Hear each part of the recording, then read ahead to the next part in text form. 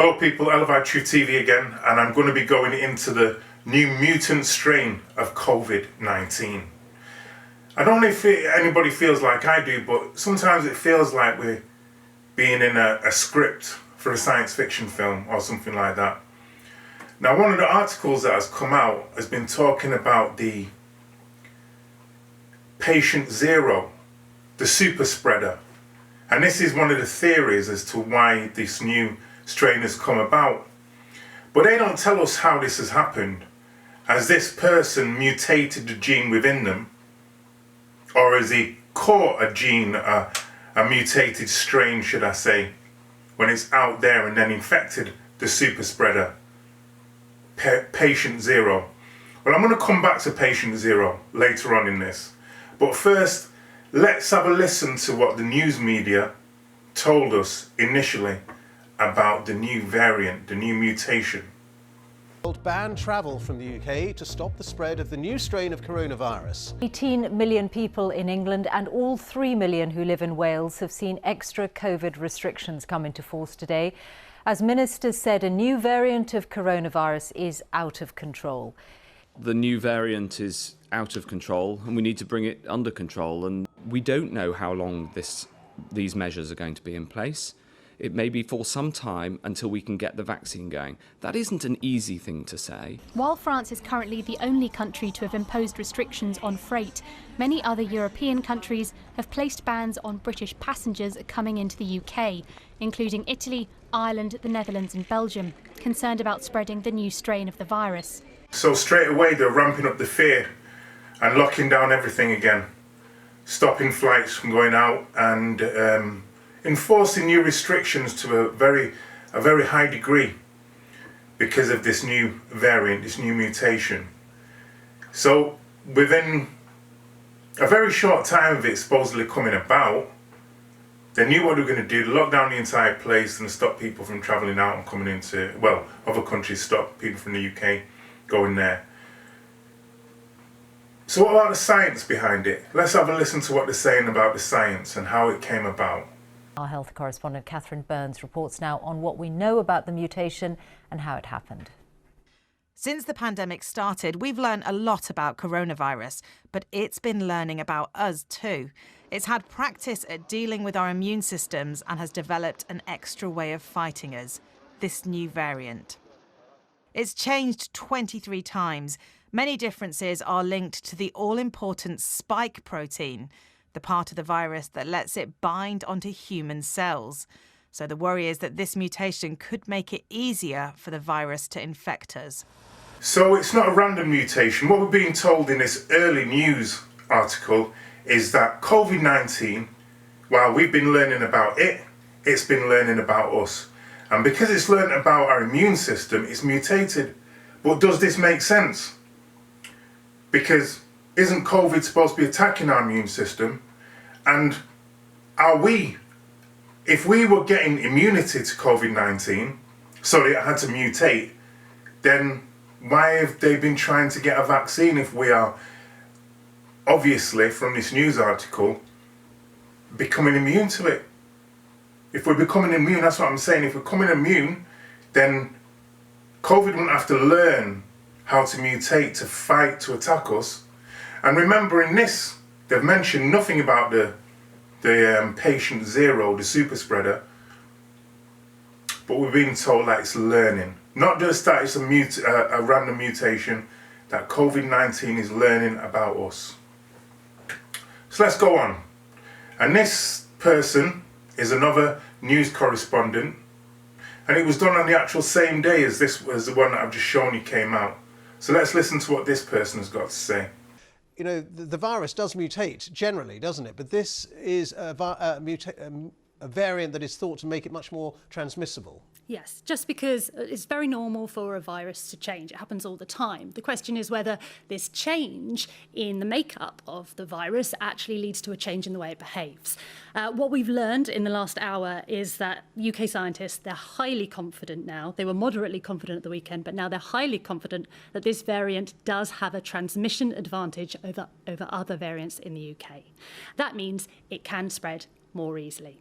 Now, it's important to say that what we don't know is how infectious it is, whether it makes people more sick, whether it is more deadly. But there is no evidence to suggest any of that. But scientists are working at the moment to try and confirm those things, as well as to confirm whether there's no evidence at the moment to suggest it will change the way vaccines or treatments work.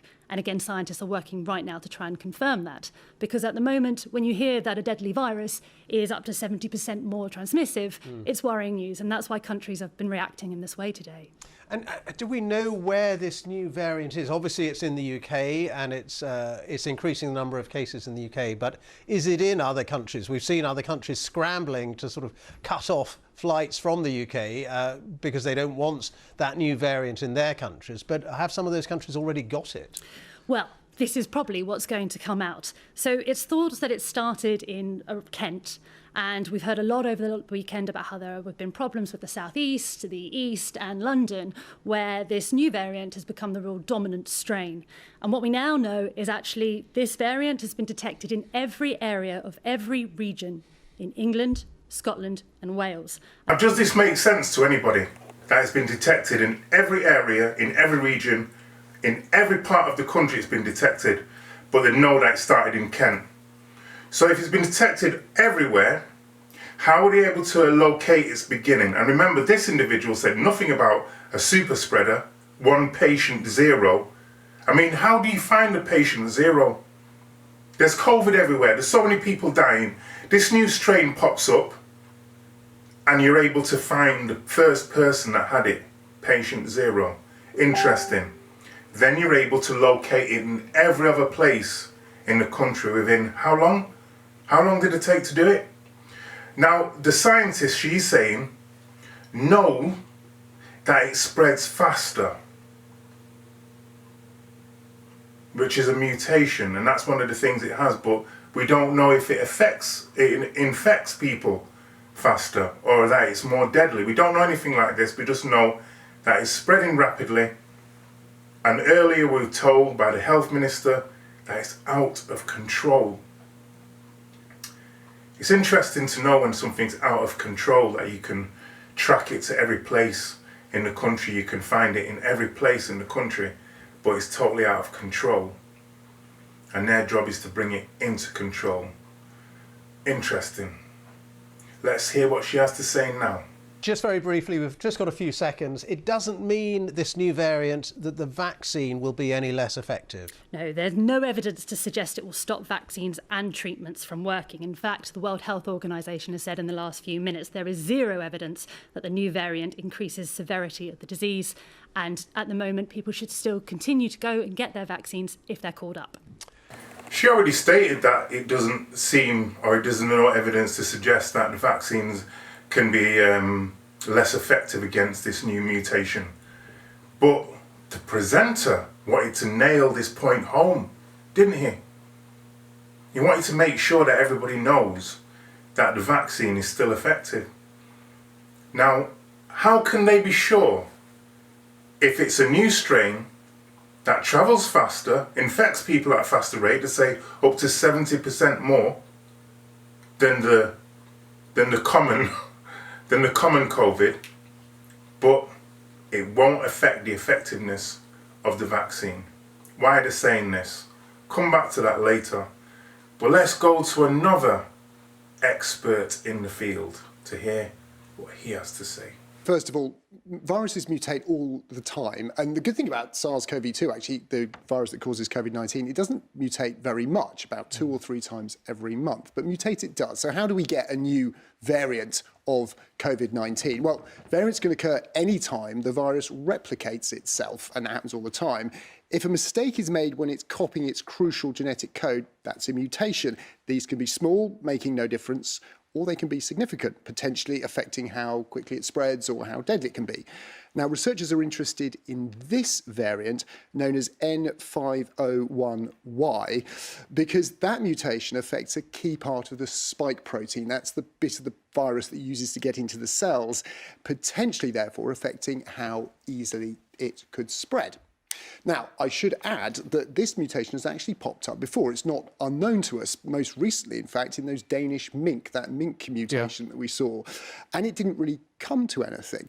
But what we've got now on this suspect virus is a little bit of circumstantial evidence. In other words, it seems to be occurring at higher frequency in areas where we've got the highest transmission right now, in Kent, in the east of England, the south of England, and in parts of London. But does that mean it's spreading more because of the virus itself or because of how we as people are moving it around? And that's what the Chief Medical Officer tried to explain this evening. Now, we don't know what's cause and effect. Is it getting more frequent because it's in a part of the country which the rate of increase is going faster anyway, and therefore inevitably it's a higher proportion? Or is it that this virus itself is possible to transmit more easily? That isn't really yet clear. So what we've got here is we've got a dodgy-looking suspect and some circumstantial evidence it's doing something wrong. What we need now is the proof. And the proof we need is experiments in human cells to see, does it actually spread between them quicker? Do the antibodies we make against it bind as effectively? Once we've got the answer to those questions, we'll know what we're dealing with. The good news is, as Matt Hancock said earlier, it doesn't seem to be more deadly as a virus, and it probably isn't going to affect how a vaccine would work against it.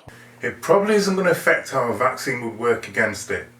Very convenient, don't you think? Because if it was to affect how a vaccine would work against it, that means we would all have to go back to the drawing board, and that would cause a lot of problems for their program of vaccinating everybody with a vaccine that they don't know whether it works or not. But what's even more interesting about what this person says and what the minister says is that it isn't necessarily spreading faster. Or could it be just the fact that more people are moving and getting affected at a quicker rate that it seems to be? They don't know the answer to these questions at all. But, as usual, what happens is the fear-mongering comes into place. The programming goes into place. The problem, reaction, solution goes into place, and more lockdowns come.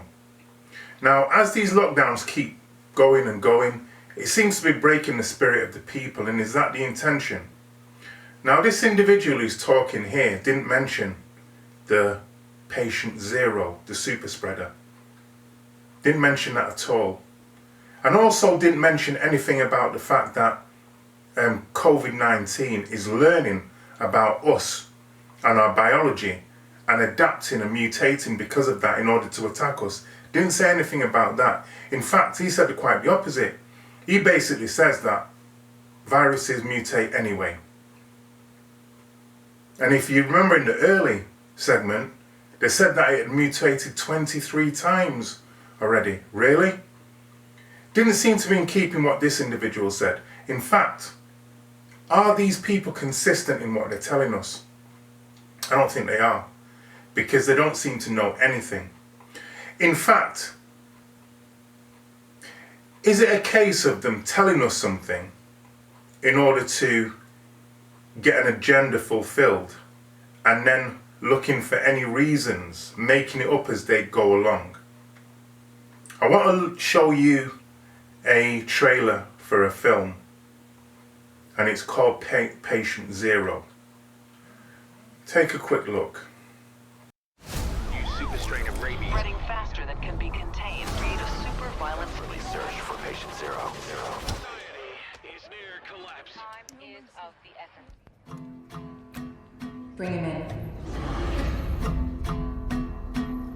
There is no treatment. There is no cure. It turns humans into violent predators. Communication is impossible. Except for me. Ready? Yeah. Got a name? I can speak their language. Why? I've been bitten, but not turned. We are hidden underground in a nuclear silo. We've searched desperately for Patient Zero. We cannot reverse engineer a vaccine without Patient Zero. The music's not affecting him at all. Nothing. Tick-tock, tick-tock-tock. You assume we're all the same. Something new and smart is evolving. You know anything about Patient Zero? It's only a matter of time. Trust me, young man. Time is a luxury. You cannot afford it.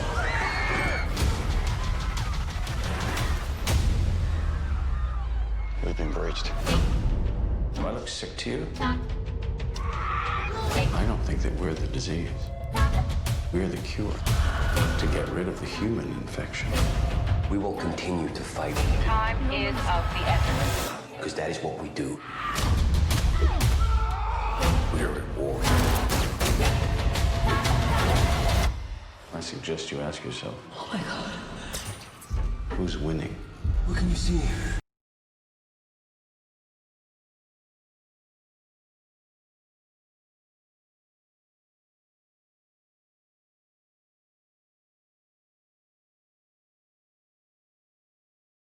As with the film Songbird, in which the COVID mutated into COVID-23, this is a similar scenario where a virus has infected people, it's mutated, and they're looking for patient zero in order to find a vaccine. You couldn't make this stuff up, really, could you? And that's why I say it kind of feels like we're living in a scripted reality, where a lot of predictive programming has gone on with these films about contagions and outbreaks to program us to believe that we are under threat from our environment. We're under threat from people, other people. Now, I don't know what people are thinking who know about this patient zero ideology, because this super spreader is supposed to be going around and has spreaded this so-called new mutation to everywhere in the country, and it's spreading at such a fast rate. But I think they've kind of put that out into the media, and now they're playing it down because it most probably wouldn't make sense on analysis if we really to look into it, because how would this person have travelled around? But again, we don't question things, do we? Or should I say the majority of people don't question things. We're told certain things and we just lap it up. And I would suggest that the people who are feeding us this information, or disinformation as the case may be, are most probably laughing at us. I don't want to be a victim of this kind of agenda that's going on at the moment. And I don't think you people should be either. We need to wake up and understand what's going on and see how we're being manipulated, and to what end are we being manipulated. These are questions that we need to ask as humanity. So therefore, once again, I'm going to sign out. And I'm going to end with this because I think it's interesting. I'm just going to go off onto a little tangent, because these people that run the planet, you know, and the Hollywood elites and so forth, are they the same as us? Well, I want you to look at the clip of this individual who's becoming the next president of America. He's also talking about whole COVID agenda. And I want you to look into his eyes and tell me what you see. Because to my point of view, this guy don't look right. Not at all. They say that the eyes are the windows of the soul. Well, I wonder what's going on in this man's soul. ELAVI Truth TV signing out. I'll see you soon. Agree with one another. It doesn't matter who you voted for. We are Americans and our country is under threat. And now, we're now called to do the same thing that generations of proud Americans have done when faced with a crisis throughout our history. Rise above our differences to defend the strength and the vitality of our nation. You know, that's the character of patriots. That's the character of Americans. We have to do this together. Wearing a mask may seem like a small act. Maybe you think your individual choice won't make any difference. But throughout our history, throughout the history of our nation, we've seen over and over how small acts add up to enormous achievements. It's the weight of many small acts together that bend the arc of history. You know, I know there's nothing the American people can't accomplish when we work together as one people with one mission. We can get this virus under control, I promise you. We can rebuild our economy back better than it was before. We can address race-based disparities that damage our country. It's in our power. So let's wear a mask. Let's get to work. Thank you. May God bless you. And for all those who've lost somebody, our heart goes out to you. We know what it's like. Our heart goes out to you.